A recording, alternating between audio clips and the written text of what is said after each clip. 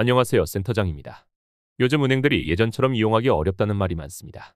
매달 은행 지점이 하나둘 사라지고 있기 때문입니다. 그래서 은행 대기 시간이 너무 오래 걸리는 곳들도 많습니다. 앞으로 은행들은 지점을 더욱 줄이겠다고 하는데요. 시니어분들에게 필요한 서비스는 줄어들고 불편한 일들만 많아지는 것 같아 걱정입니다. 오늘은 은행의 중요한 변화에 대해 알아보겠습니다. 구독과 좋아요 누르시고 피해보는 분이 없기를 바랍니다. 은행이 줄어들면 가장 큰 불편을 겪는 분들이 있습니다. 특히 고령층과 디지털 기기가 익숙하지 않은 분들은 더욱 그렇습니다. 비대면보다는 대면으로 직접 창구에서 상담받는 것을 선호하는 분들이 많습니다. 하지만 가까운 은행이 사라지면 먼 거리로 이동해야 합니다. 남아있는 지점에는 사람이 몰려 대기 시간이 길어집니다. 기다리는 동안 불편을 겪고 필요한 업무도 급하게 처리될 수밖에 없습니다. 결국 금융 서비스 이용이 더 어려워지고 있습니다. 은행이 줄어들면 접근성이 떨어지고 이용자 편의성도 낮아집니다. 일상 속 금융 불편이 점점 커지고 있는 상황입니다. 그래서 정부도 이에 대응하는 제도를 마련했습니다. 그 제도가 바로 은행 대리업입니다.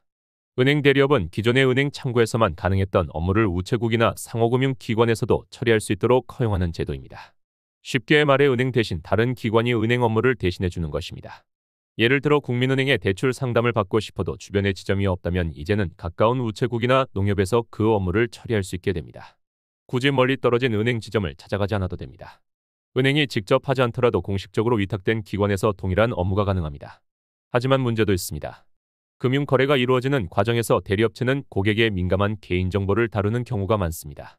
이 때문에 대리업체의 데이터 보안이 취약할 경우 고객 정보 유출 등의 사고가 발생할 수 있습니다. 안 그래도 위험한 개인정보가 여기저기로 흩어지게 되는 겁니다. 최근 통신사와 은행권에서는 매우 큰 사고들이 났습니다. 그나마 내부 통제 시스템이 갖춰진 은행에서도 문제가 발생하는 상황에서 외부의 업무를 맡겼을 때 충분한 관리가 가능할지 확신할 수 없습니다. 은행도 책임 소재에서 자유롭지 않을 것으로 보입니다. 이번에 발의된 은행법 개정안을 보면 은행은 은행 대리업자가 은행 대리업을 영위하면서 이용자에게 입힌 손해에 대한 손해배상 책임을 지도록 함이라고 명시하고 있습니다. 하지만 은행들이 그 손해배상을 지려고 하지 않을 것이기 때문에 애꿎은 소비자만 피해를 볼 수도 있습니다. 또한 대리업체는 은행의 직접적인 통제를 받지 않기 때문에 서비스 품질이 일정하지 않을 수 있습니다. 전문성이 부족할 경우 고객에게 잘못된 정보를 제공할 가능성도 높습니다. 하지만 이 제도는 고령층이나 지방 거주자에게 큰 도움이 될 것으로 예상됩니다. 디지털에 익숙하지 않은 분들도 대면 상담을 통해 기존처럼 은행 업무를 받을 수 있습니다. 은행 대리업을 수행할 수 있는 곳은 정해져 있습니다. 우체국, 신협, 새마을금고, 농협, 수협 등이 대상이 됩니다. 이런 기관들은 전국 곳곳에 분포해 있어 접근성이 좋습니다. 하지만 인터넷은행은 은행 대리업을 할 수 없습니다. 왜냐하면 비대면 영업만 하기 때문입니다. 은행 대리업은 반드시 사람이 직접 방문할 수 있는 장소여야 합니다. 고객이 찾아가서 상담을 받고 업무를 처리할 수 있어야 하기 때문입니다. 이 제도가 시행되면 대출 상담, 예금, 조회 계좌 관련 업무 등 지금까지 은행에서만 가능했던 일들을 다른 기관에서도 안전하게 처리할 수 있게 됩니다. 이제는 은행 하나만 바라보지 않아도 됩니다. 대체 가능한 창구가 늘어나면 고객의 선택지도 함께 늘어납니다. 이 제도는 2025년 하반기부터 본격적으로 시행됩니다. 은행 이용 방식에 큰 변화가 생기는 만큼 미리 알고 준비해 두시는 것이 좋습니다. 은행 대리업 제도와 더불어 올해부터 또 하나의 중요한 변화가 시작됩니다. 바로 예금자 보호한도가 상향된다는 소식입니다. 지금까지는 한 사람이 한 금융기관에 예치한 예금에 대해 원금과 이자를 포함해 최대 5천만 원까지 보호받을 수 있었습니다. 하지만 앞으로는 이 한도가 더 올라갑니다. 이제는 최대 1억 원까지 보호받을 수 있게 됩니다. 예금자 보호한도 상향은 2025년 9월 1일부터 시행됩니다. 금융위원회는 이를 위해 2024년 5월 16일부터 6월 25일까지 입법 예고를 진행합니다. 그리고 이후 절차를 거쳐 정식으로 시행되게 됩니다. 이번 제도 변경은 단순한 수치 변화가 아닙니다. 국민들의 자산을 보다 안전하게 보호할 수 있도록 제도를 보완한 것입니다. 예금자 보호제도는 원래 외환위기 시절 모든 금융기관에 확대 적용되었습니다. 당시에는 금융 불안이 커지자 모든 예금을 일괄적으로 5천만 원까지 보호하기 시작했습니다. 그리고 그 한도는 지금까지 20년 넘게 유지되어 왔습니다. 하지만 시간이 지나고 경제 규모가 성장하면서 변화가 필요해졌습니다. 예금액이 증가하고 금융상품도 다양해지면서 보호 수준을 높여야 한다는 목소리가 나왔습니다. 그 결과 예금자 보호 한도를 기존보다 2배 높인 것입니다. 이제는 시중은행뿐만 아니라 저축은행, 농협, 수협, 신협, 새마을금고, 산림조합 등 모든 예금보험 대상 금융기관에서 동일하게 적용됩니다. 보호 대상은 원금과 이자를 합산한 금액이며 최대 1억 원까지입니다. 만약 해당 금융기관이 파산하더라도 1억 원까지는 예금보험공사에서 보호합니다. 이제는 금융기관이 위기를 맞더라도 일정 금액까지는 안심할 수 있게 되는 것입니다. 이 제도는 특히 다행예금자나 또 대비로 자산을 분산하는 분들에게 도움이 될 수 있습니다. 또한 기존보다 더 많은 예금이 안전자산으로 인식될 수 있기 때문에 금융시장 전반의 안정성에도 긍정적인 영향을 줄 것으로 보입니다. 지금 예금을 분산해서 관리하시는 분들은 이 제도 변경을 반드시 체크하셔야 합니다. 예금 보호를 받기 위한 기준과 적용 일정을 정확히 알고 계셔야 합니다. 예금자 보호한도가 1억 원으로 상향된다는 소식은 많은 사람들에게 반가운 변화입니다. 하지만 이 제도는 단순히 예금을 많이 보유한 사람들만을 위한 것이 아닙니다. 모든 금융 소비자들에게 직접적인 영향을 주는 중요한 변화입니다. 우선 가장 먼저 확인해야 할 것은 보호 대상 금융기관입니다. 이번 제도는 시중은행은 물론이고 저축은행, 신협, 새마을금고, 수협, 산림조합까지 포함됩니다. 즉 우리가 일상적으로 이용하는 대부분의 금융기관이 해당된다는 뜻입니다. 다만 예금자 보호는 한 사람 기준으로 금융기관별로 적용된다는 점을 알아두셔야 합니다.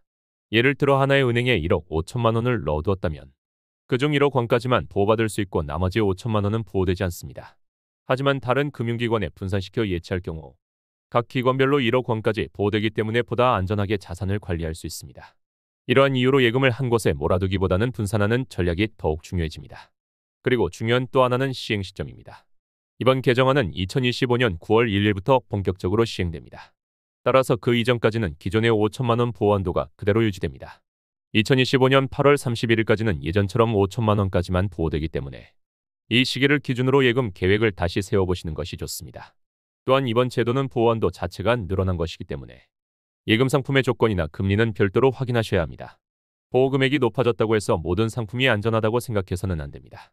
예금자 보호가 적용되는 상품인지 여부도 꼼꼼히 따져보셔야 합니다. 금융기관에 따라 일부 상품은 보호 대상이 아닐 수도 있기 때문입니다. 예를 들어 펀드나 보험 등은 예금자 보호제도 대상이 아니기 때문에 해당 상품에 투자하실 때는 별도의 리스크를 고려하셔야 합니다. 예금자 보호제도는 금융회사가 파산했을 때를 대비한 안전망입니다. 언제 어떤 일이 생길지 모르는 상황에서 이 제도는 큰 역할을 하게 됩니다. 그래서 제도의 취지와 적용 방식에 대해 정확히 이해하고 있어야 합니다. 자산을 안전하게 지키는 것은 결국 본인의 정보력과 판단에 달려 있습니다. 지금까지 은행 지점 축소 은행 대리업체도 예금자 보호한도 상향에 대해 알아보았습니다. 이 모든 변화는 단순한 정책 조정이 아니라 우리의 금융생활에 실질적인 영향을 줍니다. 앞으로는 은행이 없다고 불편해하지 않아도 됩니다. 대신 가까운 우체국이나 상호금융기관에서도 충분한 업무 처리가 가능합니다. 또한 예금을 조금 더 안심하고 맡길 수 있는 환경도 마련되고 있습니다. 이처럼 제도가 바뀌면 우리도 그에 맞게 움직여야 합니다. 첫 번째는 정보입니다. 이러한 변화가 언제부터 시행되는지 어떤 조건이 필요한지 정확히 알아야 합니다. 둘째는 분산입니다. 예금을 한 곳에만 몰아두기보다는 여러 기관에 나누어 관리하는 것이 좋습니다. 셋째는 확인입니다. 내가 가입한 금융상품이 예금자 보호 대상인지 아닌지 반드시 체크해야 합니다. 이 세 가지만 기억해도 변화에 충분히 대비할 수 있습니다. 그리고 무엇보다 중요한 것은 무관심하지 않는 태도입니다. 금융은 내 자산을 지키는 도구입니다. 누구나 기본적인 정보만 알고 있어도 큰 피해를 막을 수 있습니다. 정부는 제도를 바꾸고 금융기관은 시스템을 바꾸지만 가장 중요한 건 이를 활용하는 우리 자신입니다. 지금처럼 계속해서 바뀌는 환경에서는 한 발 앞서 정보를 알고 대비하는 사람이 결국 유리한 위치를 차지하게 됩니다. 특히 은퇴를 준비하거나 목돈을 굴리는 분들에게는 이러한 정보가 반드시 필요합니다. 제도가 달라진 만큼 우리의 금융 습관도 조금씩 바뀌어야 합니다. 은행에 가지 않아도 되는 시대, 금융기관이 없어도 되면 업무가 가능한 시대, 내 돈을 더 안전하게 맡길 수 있는 시대가 이제 시작됩니다. 지금까지 알려드린 내용은 모두 실제로 시행될 예정입니다. 하나도 빠짐없이 꼼꼼히 챙겨보시기 바랍니다. 그렇다면 이번에는 국민연금과 기초연금을 함께 받을 때 2025년부터 달라지는 점을 안내해드리겠습니다. 먼저 많은 어르신들이 헷갈려하는 부분부터 정리하겠습니다. 국민연금과 기초연금은 완전히 다른 제도이며 각각의 신청과 지급이 독립적으로 이루어집니다. 국민연금은 어르신 본인이 과거 직장생활이나 자영업 등을 하면서 매달 보험료를 납부한 기간과 금액에 따라 지급받는 연금이고 기초연금은 정부가 소득과 재산이 적은 어르신들의 생활을 돕기 위해 지급하는 복지제도입니다. 그렇기 때문에 국민연금을 받고 있더라도 소득과 재산이 기초연금 기준에 부합하면 기초연금을 별도로 받을 수 있습니다. 그러나 여기서 중요한 점은 국민연금 수령액에 따라 기초연금 지급액이 조정될 수 있다는 점입니다. 국민연금 수령액이 일정 기준보다 높은 경우 기초연금에서 일부 금액이 감액되어 지급될 수 있습니다. 이 부분을 구체적으로 설명드리겠습니다. 2025년 기준 국민연금 월 수령액이 48만 원 이하인 어르신들은 기초연금을 전액받을 수 있습니다. 하지만 국민연금 수령액이 48만 원을 초과할 경우 초과한 금액에 따라 기초연금액이 단계적으로 감액됩니다. 예를 들어서 국민연금을 매월 50만 원 받는 어르신이 있다고 가정하면 초과된 2만 원의 절반인 1만 원만큼 기초연금에서 감액되어 지급받게 됩니다. 따라서 이 어르신이 받을 수 있는 기초연금 최대 금액이 월 34만 3천 원이라고 할 때 실제 지급받는 기초연금은 월 34만 3천 원이 되는 것입니다. 만약 국민연금을 더 많이 받는 경우라면 그만큼 기초연금에서의 감액폭도 커지게 됩니다. 결국 국민연금과 기초연금을 함께 받을 때 가장 중요한 포인트는 본인이 받는 국민연금 금액이 얼마인지 정확히 파악하고 그 금액에 따라 받을 수 있는 기초연금의 금액이 어떻게 달라지는지를 계산해보는 것입니다. 그렇다면 2025년부터는 어떤 부분이 달라질까요? 기존에는 국민연금 수령액이 46만 원을 초과할 때부터 기초연금에서 감액이 이루어졌지만 2025년부터는 이 기준금액이 48만 원으로 높아집니다. 이 변화로 인해 국민연금 수령액이 48만 원 이하인 많은 어르신들이 기초연금을 전액받을 수 있게 되는 혜택이 늘어나게 됩니다. 이번에는 부부가 함께 기초연금을 받을 때 2025년부터 달라지는 점을 알려드리겠습니다. 우선 가장 먼저 알아두셔야 할 점은 부부가 함께 기초연금을 받을 때는 개인별로 각각 받을 때와 금액 계산이 다르다는 것입니다. 기초연금은 기본적으로 개인을 기준으로 지급하지만 부부가 함께 받게 되는 경우에는 개인이 받을 수 있는 최대 지급액을 단순히 2배로 합산하지 않고 조금 줄여서 지급하고 있습니다. 현재 2024년 기준으로 개인이 받을 수 있는 최대 기초연금은 월 32만 원이지만 부부가 함께 받을 경우 부부 합산 최대 금액은 월 51만 2천 원입니다. 즉 개인 최대액 32만 원의 2배인 64만 원보다 약 12만 8천 원 적게 지급되고 있습니다. 그렇다면 2025년부터는 부부 합산 최대 지급액이 얼마로 바뀌는지 말씀드리겠습니다. 2025년부터 개인별 기초연금 최대 지급액이 월 34만 3천 원으로 오르면서 부부가 함께 받을 경우 합산 최대 금액은 약 54만 8천 원 수준으로 예상되고 있습니다. 즉 개인 최대액의 2배인 68만 6천 원이 아니라 약 80% 정도 수준에서 지급되는 것입니다. 이렇게 부부가 함께 받을 때 개인별 최대액보다 조금 낮은 금액이 지급되는 이유는 정부가 전체적인 기초연금 예산을 효율적으로 관리하고 더 많은 어르신들에게 혜택을 주기 위한 것입니다.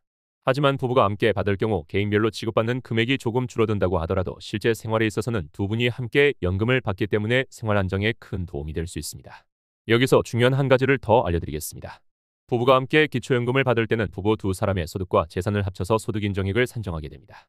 그렇기 때문에 부부 중 한 사람의 소득이나 재산이 많으면 다른 한 사람이 기초연금 대상이더라도 함께 받을 수 없게 되는 경우도 생길 수 있습니다.